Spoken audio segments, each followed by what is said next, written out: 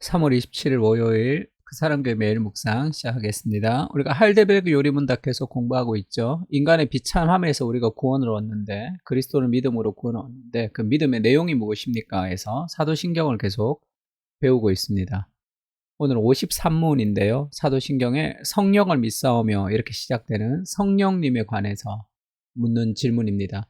성령에 관하여 당신은 무엇을 믿습니까? 답은 첫째, 성령은 성부 성자와 함께 참되시고 영원하신 하나님이심을 믿습니다. 둘째, 성령은 또한 나에게도 임하셔서 나로 하여금 참된 믿음으로 그리스도와 그분의 모든 은택에 참여하게 하시며 나를 위로하시고 영원히 나와 함께 하실 것을 믿습니다.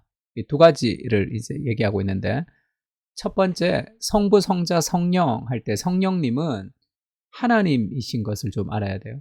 그러니까 우리가 성령 하면 뭐 은사를 주시고 능력과 에너지, 영향력 이렇게 생각하면 안 되고, 성령님도 독립적 인격적 실체를 가지신 하나님이시단 말이에요.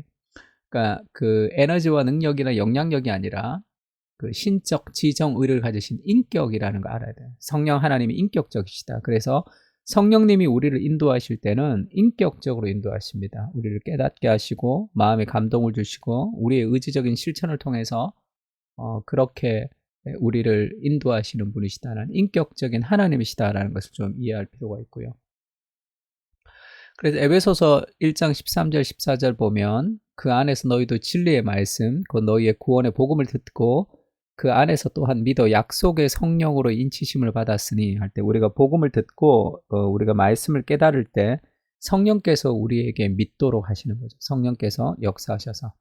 그래서 우리의 기업의 보증이 되신다, 계약금이 되신다는 얘기를 했습니다. 그 얻으신 것을 속량하시고 그 영광을 찬송하게 하려 하심이라. 우리로 구원을 받을 때 성령께서 우리에게 믿도록 인도해 주시는 분이시죠. 구원을 인치시는, 도장을 찍는다는 거죠. 구원을 적용하시는 분이십니다. 그리고 두 번째, 이 성령님은 나에게 임하셔서 나로 하여금 참된 믿음으로 그리스도와 연합되게 하시고 그 모든 은택에 참여하도록 하는 거죠. 그래서 너희 몸은 너희가 하나님께로부터 받은 바 너희 가운데 계신 성령의 전인 줄을 알지 못하느냐. 너희는 너희 자신의 것이 아니라 값으로 산 것이 되었으니 그런즉 너희 몸으로 하나님께 영광을 돌리라. 우리가 이제 성령의 전이다 할 때 우리 안에 성령이 계시는 거죠. 그래서 우리가 보배의 질그릇에 보배를 가졌다 이렇게 얘기할 때도 우리는 질그릇, 형편없지만 내 안에 보배 대신 그리스도께서 계시기 때문에 우리가 보배의 그릇이 되는 거죠. 성령의 전도 마찬가지입니다. 내가 이제 거룩한 것은 아니지만 내 안에 계신 성령이 계시기 때문에 거룩한 성령의 전이죠. 그래서 내가 거룩한 성도, 우리가 이제 거룩한 무리가 된 이유는 내 안에 성령이 계시기 때문이죠. 그래서 성령께서 지금도 내 안에 계셔서 그 나를 그리스도와 연합하게 하시고, 성령께서 그런 그 모든 은혜, 그리스도와 그분의 모든 은혜가 이제 그 성령께서 우리에게 이제 흘려 보내주시는 거죠. 그리스도가 머리가 되시고 우리가 그의 몸의 지체가 되어서 모든 그리스도의 은택을 우리가 공급받을 수 있는 게 성령께서 우리에게 해주시는 일입니다. 그래서 켈빈이 기독교 강요에서 성령님을 그리스도와 성도를 연합시키는 사랑의 띠다 이렇게 표현했어요. 그래서 우리가 이제 말씀을 들을 때 성령께서 말씀을 이제 죄인들에게 들려주시고 그거를 이제 신학적으로 외적 부르심이라 그래요. 그 하나님의 말씀을 듣는 것을 하나님이 부르심입니다. 근데 이제 설교를 듣거나 말씀을 듣는다고 다 예수를 믿는 것은 아니죠. 그 중에 말씀을 들은 사람들 중에 예수님을 믿어야 되겠다 이렇게 반응하는 사람이 있습니다. 그거를 이제 내적 부르심 이렇게도 얘기하고 유효적 부르심, 효과가 있는 부르심이라는 거죠. 그때 성령께서 우리에게 믿도록 역사하신다는 거죠.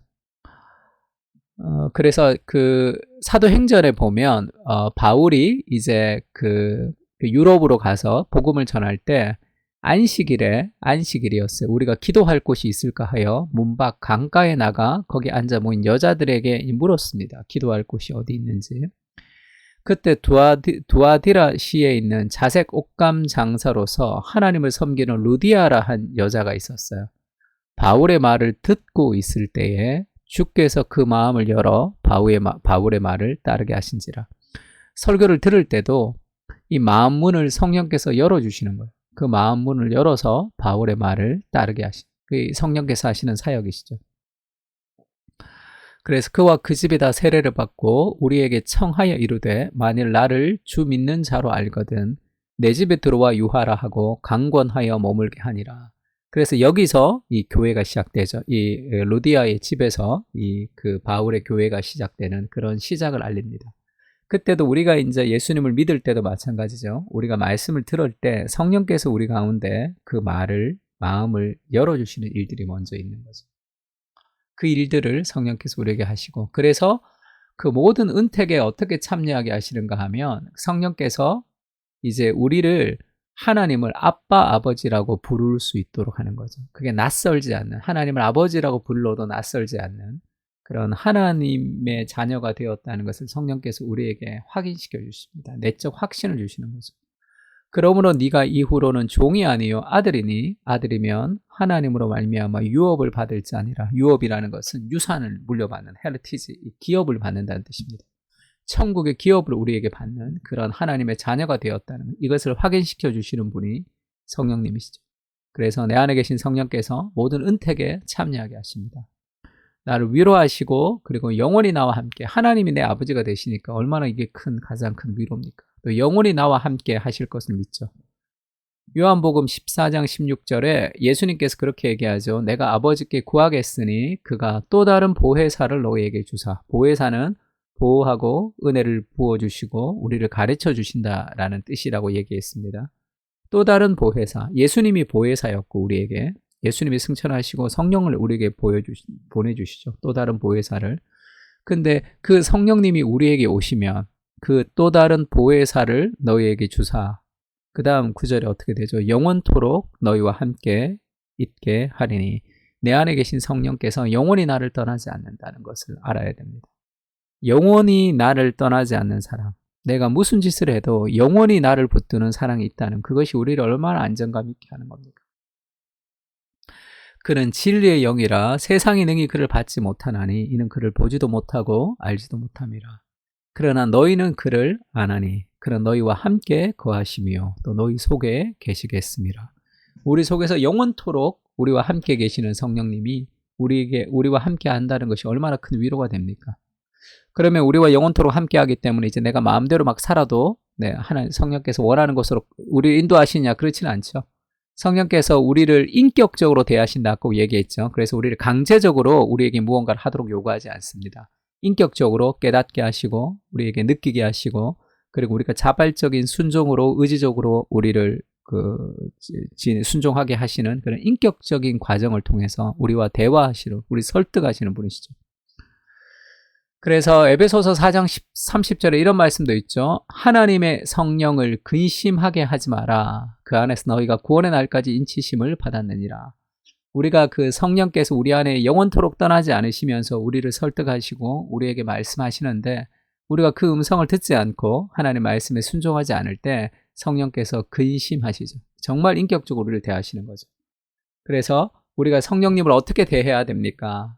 정말 인격적으로 우리에게 다가오시는 그 하나님이신 성령께서 우리에게 주시는 그 모든 은택을 누리면서 우리가 그 은혜에 감사하며 성령님을 근심하게 하지 말고 성령님의 말씀에 순종하며 살아가는 그런 기쁨을 누려야 되는 것이겠죠. 자, 성령에 관하여 당신은 무엇을 믿습니까? 첫 번째는 성령은 단순히 에너지와 영향력이고 어떤 은사와 힘이 아니라 성부, 성자와 함께 참되시고 영원하신 인격적인 하나님이심을 믿고 성령께서 우리를 인격적으로 대하시죠.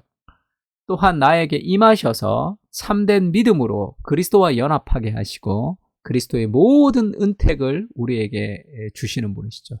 나를 위로하시고 영원히 나와 함께 하실 것을 우리가 믿습니다. 그게 성령께서 우리에게 하시는 일이죠. 이것을 기억하면서 우리 세 가지 기도 제목 가지고 기도했으면 좋겠는데 지금도 오늘도 내 안에 성령께서 함께하고 계시다는 것을 우리가 늘 기억해야 됩니다. 성령님이 인격적인 하나님이심을 인정하고 성령님께 순종하는 삶을 살게 하여 주시옵소서. 성령께서 나에게 뭘 원하시는지 우리가 민감하게 하나님 말씀을 묵상하고 기도하고 순종할 필요가 있습니다. 성령님을 근심하게 하지 말게 하시고 영원히 나와 함께는 성령님과 늘 교제하며 순종하게 하여 주옵소서. 그리고 우리 그 사랑교회 공동체가 성령님과 동행하는 은혜의 공동체가 될 수 있도록 성령이 역사하시는 교회, 성령이 운행하시는 교회가 될 수 있게 해달라고 같이 한번 기도했으면 좋겠습니다. 다 같이 기도하겠습니다.